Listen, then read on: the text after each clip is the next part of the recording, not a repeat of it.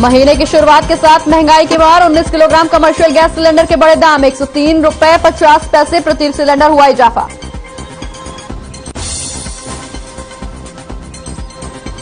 Singhu border पर होने वाली संयुक्त किसान मोर्चा की बैठक रद्द। एमएसपी को लेकर होनी थी बैठक, 42 जत्थेबंदी होने वाले थे शामिल।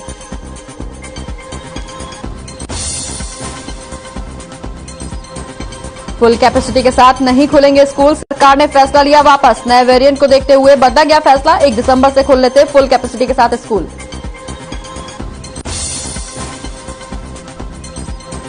कुरुक्षेत्र में दोपहर 3 बजे मुख्यमंत्री मनोहर लाल करेंगे प्रेस कॉन्फ्रेंस। अंतर्राष्ट्रीय गीता जयंती समारोह को लेकर करेंगे प्रेस कॉन्फ्रेंस, कार्यक्रम की रखेंगे रूपरेखा।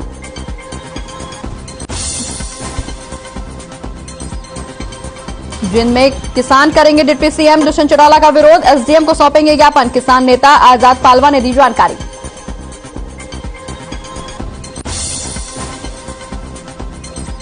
और प्रदेश के नए मुख्य सचिव होंगे संजीव कौशल, विजयवर्धन की लेंगे जगह। हरियाणा के 1986 बैच के सीनियर आईएएस अधिकारी हैं Sanjeev.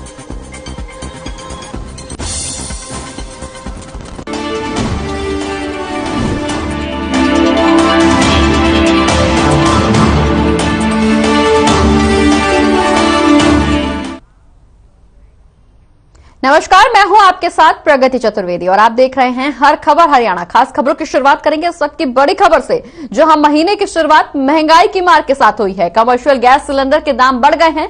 19 kilogram commercial gas cylinder महंगा हो गया है, जहां 103 रुपए 50 पैसे प्रति सिलेंडर इजाफा हुआ है। तो दिसंबर महीने के पहले दिन ही आम लोगों को महंगाई का जोरदार झटका लगा है। दरअसल आज से कमर्शियल गैस सिलेंडर की कीमत 103 रुपए 50 पैसे तक बढ़ गई है। राष्ट्रीय राजधानी दिल्ली में भी 19 किलोग्राम कमर्शियल गैस सिलेंडर की कीमत आज से 100 रुपए 50 पैसे प्रति सिलेंडर बढ़ गई है। यहां अब कमर्शियल गैस सिलेंडर की कीमत बढ़कर 2101 रुपए हो गई है। तो इस वक्त की बड़ी खबर, जहां कमर्शियल गैस सिलेंडर के दाम बढ़ गए हैं। 19 किलोग्राम कमर्शियल गैस सिलेंडर महंगा हो गया है। 103 रुपए 50 पैसे प्रति सिलेंडर इजाफा हुआ है। महीने की शुरुआत में महंगाई की मार से जनता अब एक बार फिर से परेशान हो गई है। इस वक्त की बड़ी खबर, दिसंबर महीने के पहले ही दिन आम लोगों को महंगाई का जोरदार झटका लगा है। दरअसल कमर्शियल गैस सिलेंडर की कीमत अब 103 रुपए 50 पैसे तक बढ़ गई है। वहीं राजधानी में भी 19 किलोग्राम कमर्शियल गैस सिलेंडर की कीमत आज से 100 रुपए 50 पैसे प्रति सिलेंडर बढ़ा दी गई है। यहां अब कमर्शियल गैस सिलेंडर की कीमत बढ़कर 2101 रुपए पहुंच गई है। तो इस वक्त की बड़ी खबर, जहां दिसंबर महीने के पहले ही दिन आम लोगों को महंगाई का झटका लगा है। दरअसल महीने की शुरुआत में महंगाई की मार का सामना अब जनता को करना पड़ेगा। 19 किलोग्राम कमर्शियल गैस सिलेंडर महंगा हो गया है। 103 रुपए 50 पैसे सिलेंडर में कीमत बढ़ गई है। तो कमर्शियल गैस सिलेंडर के दाम एक बार फिर से बढ़ गए हैं। महंगाई की मार अब जनता को फिर से झेलनी पड़ेगी। इस वक्त की बड़ी खबर, जहां कमर्शियल गैस सिलेंडर के दामों में इजाफा हुआ है। दरअसल 103 रुपए 50 पैसे प्रति सिलेंडर में बढ़ोतरी की गई है। अब यहां दिल्ली में कमर्शियल गैस सिलेंडर की कीमत बढ़कर 2101 रुपए तक पहुंच गई है। बता दें कि आज से कमर्शियल गैस सिलेंडर की कीमत 103 रुपए 50 पैसे तक बढ़ा दी गई है। वहीं राष्ट्रीय राजधानी की अगर बात की जाए तो दिल्ली में 19 किलोग्राम कमर्शियल गैस सिलेंडर की कीमत आज से 100 रुपए 50 पैसे प्रति सिलेंडर बढ़ाई गई है। अब यहां पर कमर्शियल गैस सिलेंडर की कीमत बढ़कर 2101 रुपए तक पहुंच गई है। इस वक्त की बड़ी खबर, जहां पहले ही जनता पेट्रोल डीजल के बढ़ते दामों से परेशान थी। रसोई गैस की बढ़ती कीमतों से जनता को परेशानियों का सामना करना पड़ रहा था। ऐसे में अब दिसंबर महीने की शुरुआत में एक बार फिर से महंगाई की मार जनता को झेलनी पड़ेगी। साल के आखिरी महीने की शुरुआत आज से हो गई और आज पहले ही दिन एक बार फिर से महंगाई का झटका जनता को लगा है। दरअसल कमर्शियल गैस सिलेंडर के दाम बढ़ गए हैं। महंगाई की शुरुआत महीने की शुरुआत में हो गई है। 19 किलोग्राम कमर्शियल गैस सिलेंडर महंगा हो गया है। अब 103 रुपए 50 पैसे प्रति सिलेंडर इजाफा यहां दामों में देखने को मिल रहा है। बता दें कि राजधानी में 19 किलोग्राम कमर्शियल गैस सिलेंडर की कीमत आज से 100 रुपए 50 पैसे प्रति सिलेंडर बढ़ा दी गई है। अब यहां पर सिलेंडर की कीमत बढ़कर 2101 रुपए पहुंच गई है। तो इस वक्त की बड़ी खबर, जो हम महीने की शुरुआत में महंगाई की मार जनता को झेलनी पड़ेगी।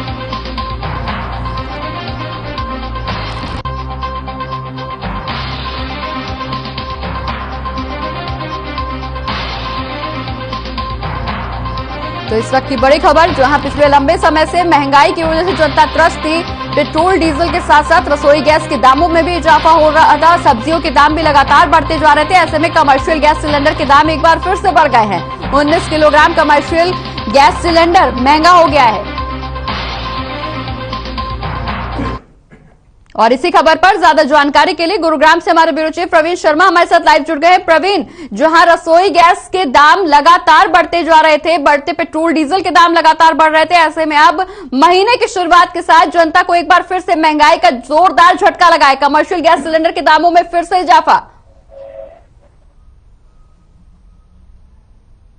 जी बिल्कुल प्रगति, देखिए जिस तरीके से लगातार महंगाई को लेकर जनता त्रस्त थी, उसके ऊपर से जनता को एक और अब तोहफा मिला है सरकार का कि गैस के दाम बढ़ गए हैं। तो इसके दाम बढ़ने से कहीं ना कहीं सभी चीजें महंगी होना निश्चित है और सीधा असर जो है वो जनता पर ही जाएगा, क्योंकि कमर्शियल गैस सिलेंडर का बहुत अधिक उपयोग होता है। चाहे आप हलवाई ले ले, चाहे स्वीट शॉप ले ले, चाहे किसी भी तरह के बने हुए फूड को ले ले, तो सब जगह कमर्शियल सिलेंडर का उपयोग होता है। और कमर्शियल सिलेंडर के दाम बढ़ने से कहीं ना कहीं इन चीजों के दाम बढ़ना भी निश्चित है, क्योंकि जब सिलेंडर महंगे में खरीदेगा और चीजों को बनाएगा तो दाम भी बढ़ेंगे। इससे पहले अभी सब्जी की महंगाई कम नहीं हो पाई है, हालांकि टमाटर में कुछ जरूर कमी आई है, लेकिन अगर हम बात करें तो हरी सब्जियां भी अपने दामों से बहुत ज्यादा ऊंचे दामों पर बिक रही है। तो जनता को ये कहीं ना कहीं दोहरी मार पड़ती दिखाई देती है। बिल्कुल प्रवीण, यहाँ जनता को दोहरी मार पड़ती हुई नजर आ रही है, क्योंकि सब्जियों के दाम पहले से ही आसमान छू रहे थे। ऐसे में अब गैस सिलेंडर के दामों में भी एक बार फिर से बढ़ोतरी देखने को मिली है। आम जनता पर महंगाई की मार यहाँ पड़ती हुई नजर आ रही है, जहां जनता में भी काफी नाराजगी भी देखने को मिल रही है। जी बिल्कुल, देखिए साफ तौर पर, क्योंकि अगर आप पेट्रोल डीजल की बात करें, सब्जी की बात करें और कमर्शियल सिलेंडर के जिस तरह से अब रेट बढ़े हैं, तो ये बढ़ते रेट सीधा असर जनता की जेब पर करते हैं, उनके बजट पर करते हैं। क्योंकि कोई भी जरूरत की चीज सामान खरीदने के लिए अगर व्यक्ति बाजार जाता है तो उसको महंगाई का सामना करना पड़ता है और दुकानदार साफ तौर पर कहते हैं कि उनके हाथ में कुछ नहीं है। तो कहीं ना कहीं आम आदमी जो इससे बुरी तरह से त्रस्त है कि उसका इतना टैक्स देने के बावजूद उसको महंगाई से निजात नहीं मिल रही है। जो एक बात हो रही थी जो पेट्रोल डीजल के रेट कम करने की, वो आज भी स्थिर है। साथ साथ हर वर्ग प्रभावित नजर आ रहा है, क्योंकि अगर हम पिछले 2 सालों के आंकड़े उठा करके देखें तो कोरोना ने हर वर्ग को नुकसान पहुंचाया है। हर वर्ग की, हर इंसान की, हर व्यापारी की यहाँ पर आर्थिक स्थिति चरमराई है। ऐसे में महंगाई में दिन पर दिन इजाफा होता जा रहा है। सरकार भी कहीं ना कहीं नाकाम साबित हो रही है। सरकार की मंशा पर सवाल खड़े हो रहे हैं लगातार। जी प्रगति, देखिए बिल्कुल आप सही कह रहे हैं कि 2 साल का जो कोरोना काल गया उसमें काम धंधों पर बहुत बुरा असर पड़ा था और अभी उससे व्यापारी उभर भी नहीं पाए थे। तो साफ तौर पर व्यापारियों में एक रोष की स्थिति देखी जा सकती है कि जिस तरह से पेट्रोल डीजल और गैस के दाम बढ़ना कहीं ना कहीं उनके लिए मुसीबत का सबब है, क्योंकि जो ट्रांसपोर्टेशन है और जो गैस आधारित जो संयंत्र लगे हुए हैं उनको कहीं ना कहीं काफी नुकसान उठाना पड़ता है। और इसके अलावा जो आम आदमी है जो बाजार से चीजें खरीदता है उसको भी महंगाई का सामना करना पड़ रहा है। और कुछ लोगों की तो अभी नौकरियां भी वापस नहीं लगी हैं। जो कोरोना काल में हजारों लोगों की नौकरियां गई थी, लाखों लोग बेरोजगार हो गए थे, उसके बावजूद कोई राहत लोगों को मिलती दिखाई नहीं दे रही है। हालांकि सरकार का यह कहना है कि उनकी जीडीपी कोरोना में भी तेज रफ्तार से बढ़ रही है। तो कहीं ना कहीं जीडीपी को बढ़ाने के चक्कर में आम आदमी को बुरी तरह से दबाया जा रहा है, आम व्यापारी को बुरी तरह से। जीडीपी की बात नहीं है, यहाँ आम वर्ग के लोगों की बात है, आम आदमी की बात है, आम आदमी की जेब की बात है। क्योंकि कई लोगों के बच्चे यहाँ स्कूल नहीं जा पा रहे हैं, आर्थिक स्थिति लोगों की इतनी कमजोर हो गई है, लोग अपने व्यवसाय पर वापस नहीं लौट पा रहे हैं, रोजगार उनको नहीं मिल पा रहा है। ऐसे में अब महंगाई दिन पर दिन बढ़ती जा रही है, सब्जियों के दाम बढ़ते जा रहे हैं, खाद्य पदार्थों की चीजों के दाम बढ़ते जा रहे हैं। ऐसे में जनता करे तो करे क्या, क्योंकि सरकार की तरफ से भी कोई सुनवाई नहीं हो रही। पेट्रोल डीजल के दाम दिन पर दिन आसमान छू रहे हैं, सब्जियां गायब हो रही हैं थालियों से। ऐसे में जनता क्या करे, जनता किसके सामने गुहार लगाए, क्योंकि सरकार ने भी सीधे तौर पर हाथ खड़े कर दिए हैं। दिन पर दिन महंगाई की वजह से जनता परेशान है। जी बिल्कुल, जनता साफ तौर पर त्रस्त नजर आती है और काफी रोष भी जनता में देखने को मिलता है। और हालात ये है कि अगर इसी तरह से महंगाई बढ़ती रही तो लोगों का जीना दूभर हो जाएगा। जैसे अभी आप बात कर रहे थे स्कूल फीस की, तो बहुत से लोग ऐसे हैं जो अब एग्जाम नजदीक हैं लेकिन स्कूल की फीस नहीं दे पा रहे हैं और लगातार स्कूलों की ओर से उन पर प्रेशर बनाया जा रहा है। इसी तरह अगर रसोई की बात करें तो रसोई का बजट भी पूरी तरह से गड़बड़ा चुका है। जो हरी सब्जियां हैं, जो आम लोग हरी सब्जियां इस्तेमाल करते थे कि कुछ सस्ती होती थी हरी सब्जियां, लेकिन अगर हरी सब्जियों के भी अगर आज दाम हम बात करें तो पहले के मुकाबले 4 गुना रेट में बिक रही है। चाहे आप उसको भिंडी को ले लीजिए, चाहे मतलब तोरी और टिंडा जैसी सब्जियां भी है जो लगातार बढ़े हुए दामों में बिक रही है, जिसका सीधा असर आदमी की रसोई पर पड़ रहा है। और हमने जैसे पीछे भी बात की थी तो लोगों ने बीच में टमाटर का उपयोग करना बंद कर दिया था, लेकिन कहीं ना कहीं बाजार में देसी टमाटर आने से टमाटर पर कुछ लगाम लगी है, लेकिन वो भी अभी भी आम आदमी की पहुंच से कहीं ना कहीं बाहर नजर आता है। और इस सब का असर आम आदमी की जेब पर पड़ता दिखाई देता है, क्योंकि बचत लोगों के पास है नहीं, क्योंकि 2 साल का जो कोरोना काल था उसमें काफी लोगों की जेबें खाली शुरू हो रहा है। चूंकि विपक्ष की रणनीति लगातार सरकार को घेरने की थी, तो ऐसे में विपक्ष को भी बड़ा मुद्दा मिल गया है महंगाई को लेकर सरकार को घेरने के लिए। तो बिल्कुल प्रति, देखिए इससे पहले भी विपक्ष लगातार महंगाई को लेकर सरकार पर हल्ला बोलता रहा है, और अभी एक कार्यक्रम भी चलाया था जिसमें हर जिले में महंगाई को लेकर प्रदर्शन किया गया था कांग्रेस की ओर से। लेकिन प्रदर्शनों के बावजूद भी कहीं ना कहीं सुनवाई नहीं हो रही है, सरकार के कान पर जूं नहीं रह रही है। सरकार अपनी उसी गति से काम कर रही है, उसी तरीके से काम कर रही है जो करना चाहिए। आम आदमी के ऊपर सरकार का कोई ध्यान नहीं है। हाँ, सरकार का ध्यान जो है, अभी जैसे मैं आपको बता रहा था कि महंगाई दर को लेकर और इकोनॉमी को लेकर लगातार सरकार की बयानबाजी आ रही है, लेकिन बेरोजगारी और महंगाई को लेकर सरकार की ओर से ना तो कोई बयान आया है, ना किसी की तसल्ली। जो एक हम कहें कि अगर कोई सरकारी प्रवक्ता बोले तो आम जनता को तसल्ली हो कि हाँ कुछ दिन बाद ये महंगाई कम हो जाएगी, लेकिन महंगाई कम होने की बजाय लगातार बढ़ती जा रही है और आम आदमी इससे बुरी तरह त्रस्त हो सकता है। और विपक्ष की जहां तक बात है, विपक्ष लगातार सिलेंडर के दाम एक बार फिर से बढ़ गए हैं। अब देखना ये होगा कि बढ़ती महंगाई से जो जनता त्रस्त है उसके समाधान के लिए सरकार क्या कुछ एक्शन लेती है। बहुत बहुत शुक्रिया प्रवीण, ये तमाम जानकारी हमारे दर्शकों तक पहुंचाने के लिए। बढ़ते आगे, बात अब सोनीपत की करेंगे, जहां सोनीपत से बड़ी खबर सामने आ रही है। किसानों की बैठक रद्द हो गई है, तो अब आपको बता रहे हैं बड़ी खबर। लेकिन बड़ी खबर से पहले सीधे आपको लिए चलते हैं लोकसभा, वहां पर क्या कुछ कार्रवाई हो रही है वो भी आपको दिखाते हैं। I'll get the details of the specific projects and share with the honorable member, sir. The project, as per my information, is going on at good speed, and the current status I'll inform the honorable member, sir. Vinayak Rao ji, धन्यवाद अध्यक्ष महोदय। माननीय मंत्री जी से मैं जानना चाहता हूं कि देश में इंडियन रेलवे का इलेक्ट्रिफिकेशन आप भारी गति से कर रहे हैं, मैं आपको बधाई देता हूं। साथ साथ में मैं जानना चाहता हूं हमारे कोंकण रेलवे जो है प्रोजेक्ट, चाहे वो भारतीय रेल नहीं है, लेकिन भारतीय रेल के कई ट्रेनें कोंकण रेल के मार्ग से चलती है।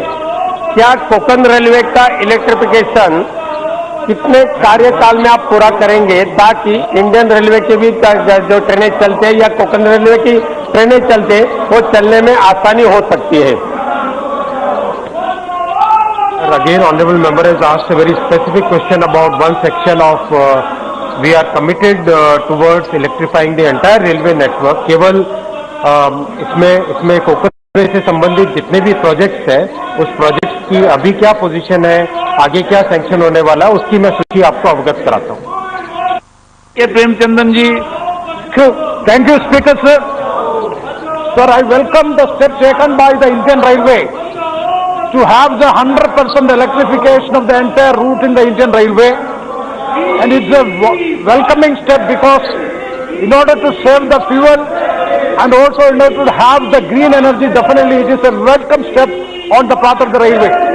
Sir, from my constituency, series of representation have been given by me, out of which in serial number 62 of your answer, 63 of your answer, Kollam to Punalur sector has already been, work has already been started, and I have given a specific representation regarding Punalur to Changota, that is bordering state of Tamil Nadu and Kerala, but unfortunately that is missing in the list, but already administrative sanction has already been given for the electrification of Punalur to Changota.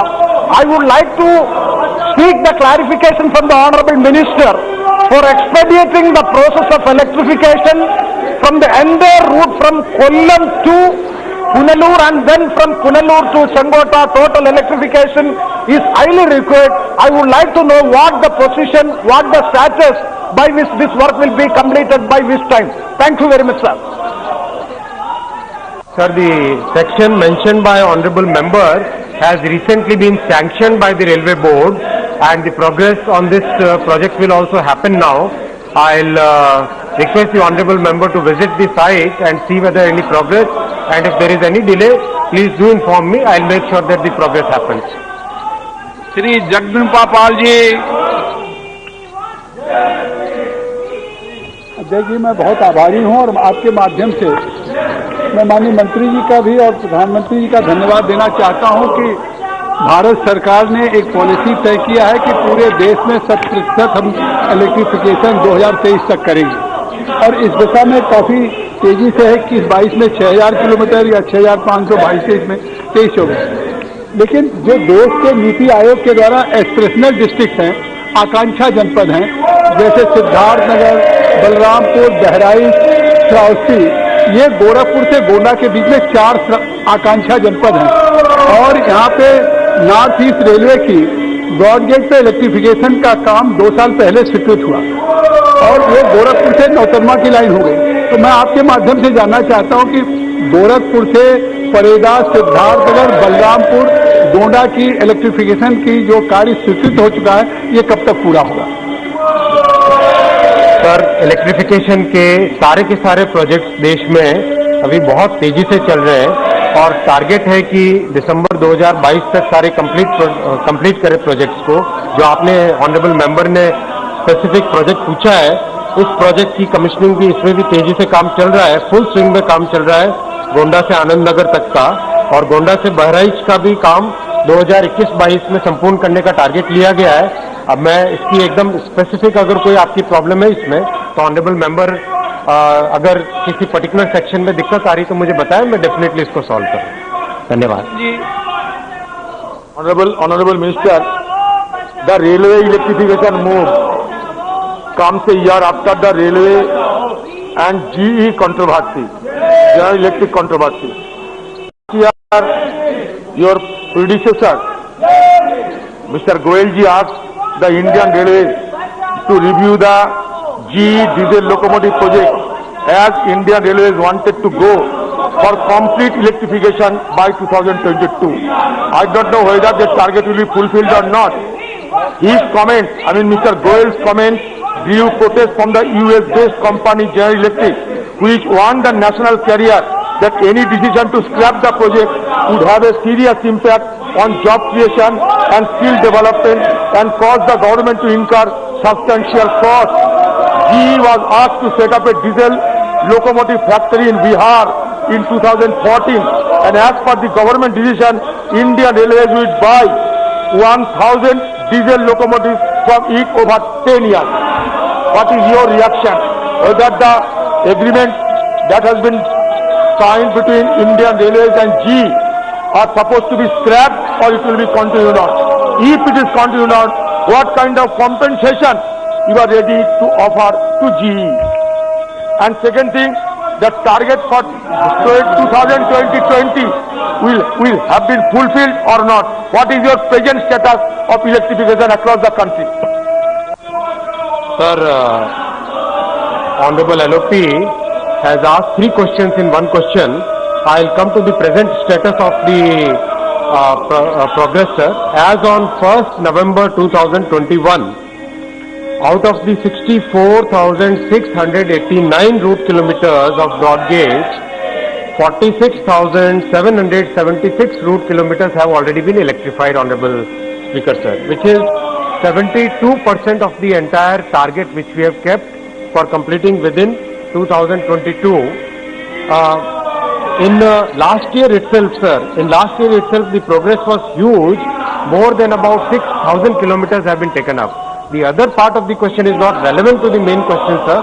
It can be asked as a separate question. Question number 43, Sri Sridhar Kotagiri ji. Question number 43. उत्तर सभा पटल पर रखा हुआ मामले खाद्य मंत्री जी, पटल पर रखा हुआ। माननीय सदस्य। Supplement. Sir, while the subsidized LPG cylinders are in a very organized market, the unsubsidized mini cylinders, the government seems to have no control over illegal marketing. I would like to know through you from the minister what steps the government is taking to control the unsubsidized mini cylinder market in the country. माननीय अध्यक्ष महोदय, यद्यपि question है उससे हट करके सदस्य ने पूछा है मार्केटिंग में जो सिलेंडर आ रहे हैं उसके कंट्रोलिंग के लिए, लेकिन क्वेश्चन ये है कि खाद्य की दुकानों में जहां खाद्यान्न वितरण होता है वहां क्या छोटे सिलेंडर उपलब्ध कराए जाएंगे? क्वेश्चन ये है। मैं बताना चाहती हूँ महोदय, ये राज्यों का विषय है। राज्य सरकारें जैसे गेहूं चावल के अलावा चीनी भी देती हैं, कहीं गुड़ भी देती है, कहीं नमक भी देती हैं। इसी के साथ राज्य सरकारें यदि चाहें तो छोटा सिलेंडर उनके लिए प्रावधान है, अपने बजट से वो दे सकती हैं। और मुझे माननीय अध्यक्ष जी बताते हुए अनुभव हो रहा है कि कुछ राज्य इसमें आगे आए हैं, जैसे गोवा, महाराष्ट्र और राजस्थान। ये 3 राज्य छोटे सिलेंडर दुकानों में दे रहे हैं। तो मैं जो कंट्रोल के लिए बात कर रहे हैं, तो मैं भी बात करूं तो हम तो फ्री में गैस सिलेंडर दे रहे हैं। So one more importantly, the price of gas today is almost 1400 rupees. So what is the government doing to help the poor people in the country?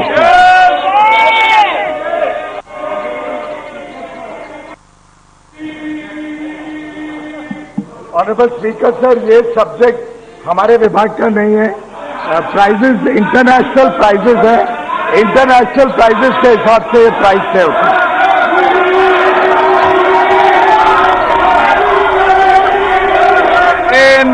went up 300 Ganesh Singh ji. माननीय अध्यक्ष महोदय, मैं देश के प्रधानमंत्री श्री नरेंद्र उन्होंने गरीबों को घरों में मुफ्त में गैस सिलेंडर पहुंचाया 9 करोड़ की संख्या में, लेकिन एक मांग जरूर उठती थी कि गरीबों को छोटे सिलेंडर कैसे मिलेंगे। मैं धन्यवाद देना चाहता हूं कि पेट्रोलियम प्राकृतिक गैस मंत्रालय ने राज्यों को यह अनुमति दिया है कि वो अपने खर्चों से चाहे तो छोटे छोटे सिलेंडर राशन की दुकानों के माध्यम से गरीबों तक पहुंचा सकते हैं। माननीय मंत्री जी ने बहुत अच्छा उत्तर दिया है। मैं तो एक बात जरूर कहूंगा कि अभी सिर्फ 3 राज्य हैं, राजस्थान, महाराष्ट्र और गोवा। मैं चाहूंगा कि देश के सभी राज्यों में ये व्यवस्था लागू करने के लिए एक एडवाइजरी राज्य सरकारों को जरूर भेजें। धन्यवाद। और श्री के.जी. माधव।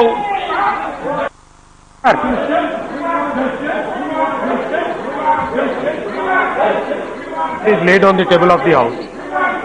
सदस्य। Sir, the establishment of a container manufacturing facility in the eastern coast will be a great utility given the long coastline and the significance of the ports located therein. If the government is taking this factor into consideration in its proposal to set up container manufacturing facilities in the country, if yes, can the minister provide details of the same? Sir, Indian Railways does not manufacture containers. Containers are manufactured by the private sector, and one of the PSUs of Indian Railways, Concor, they procure the containers from private sector. As of now, there is no proposal to manufacture any, set up any factories for manufacturing containers. Supplementary पूछना चाहते हैं?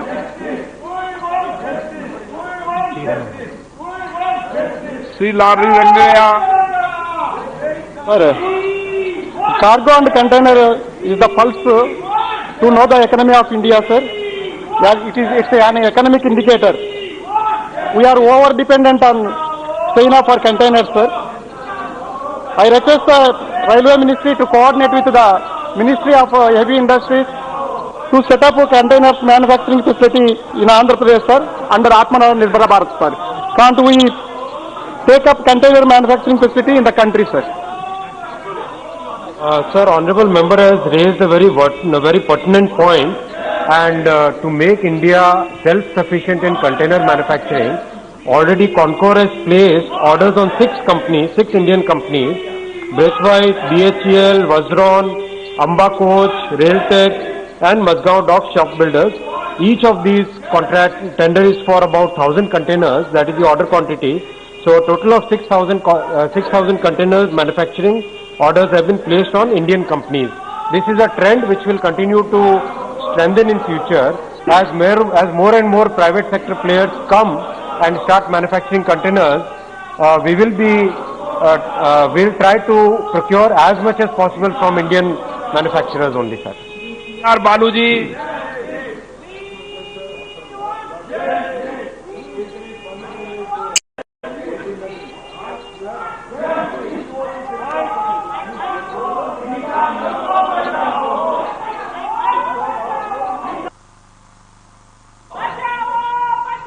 Sir, the Golden Rock workshop at Tirupalli has got all wherewithal. It has got technical capabilities, and at the same time, it is equipped to manufacture containers. The containers are imported from China. 10,000 containers are imported from China to India every year. My suggestion is, why can't the existing very old workshop that has got the capability is not allowed in central processing itself? Even while they are going for putting the bids during the tender, the department, especially the accounts department, it is very surprising. They say that because of non-availability of procedure. Leader, we don't know what is meant by procedure, sir.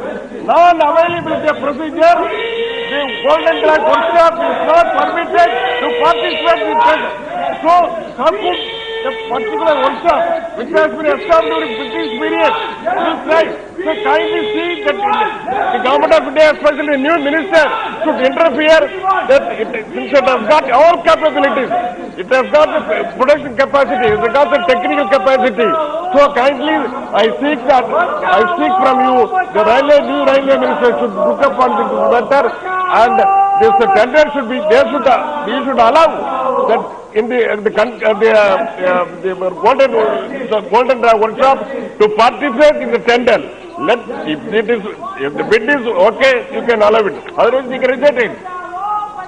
What is the response, sir? I would like to say vanakkam to honorable members and eppadi irikkinga to you, sir. So that my friends who were reacting earlier, at least, sir, I have already responded to this question, sir, that Concor has placed orders on 6 Indian companies. One of them is a railway PSU. So the point raised by honorable member that the workshop that you mentioned, sir, that workshop also should participate in it. Any Indian manufacturer is open to participation. So if the workshop you are participating, definitely it can participate in the tenders. And the point that honorable member has said, we are definitely now encouraging as far as possible Indian container manufacturers. माननीय सदस्यगण, आप सदन के सदस्य हैं, वरिष्ठ सदस्य माननीय बोल रहे हैं, आप उनके आगे तख्तियां ले रहे हैं। क्या सदन में मर्यादा बनाना चाहते हैं आप? आपके इश्यू पे मैंने आपके कल नेता को बोलने का पर्याप्त समय पर्याप्त अवसर दिया है। ये सदन में आपका तरीका न्यायोचित नहीं है। इस तरीके से सदन नहीं चलने वाला कि उस सदस्य, माननीय सदस्य पूरे सदन का वैधान करें। सदन गरिमा से चलता है, शालीनता से चलता है। आपको मैंने पूरा विषय उठाने का कल समय दिया था, आप नारेबाजी करने आए, तथ्य लेके आए यहां पर। यह गलत तरीका है आपका, गलत तरीका है। मैं सभी सदन से आग्रह करना चाहता हूं, ऐसे गलत तरीके परंपराओं परिपाटियों को हमें रोकने के लिए सामूहिक प्रयास करना चाहिए। इनकी बात मैंने कल विषय रख दी है और ये गलत तरीके से करते हैं। माननीय नेता, आप समझाइए इनको। सदन देश की 130 करोड़ जनता का प्रतिनिधित्व करता है। अध्यक्ष महोदय, जनरल माननीय सदस्य बुला लीजिए। जनता की भावना अभिव्यक्ति को वहां रखना चाहते हैं। ठीक है, आपका प्रश्नकाल महत्वपूर्ण काल होता है, सरकार बात का जवाब देने को तैयार है। आप बाहर चर्चा करते हैं, यहाँ जवाब देते हैं, जवाब नहीं सुनना चाहते। ये तरीका ठीक नहीं है। 9 सदन की कार्रवाई आज दिनांक 12 बजे तक के लिए स्थगित की जाती है।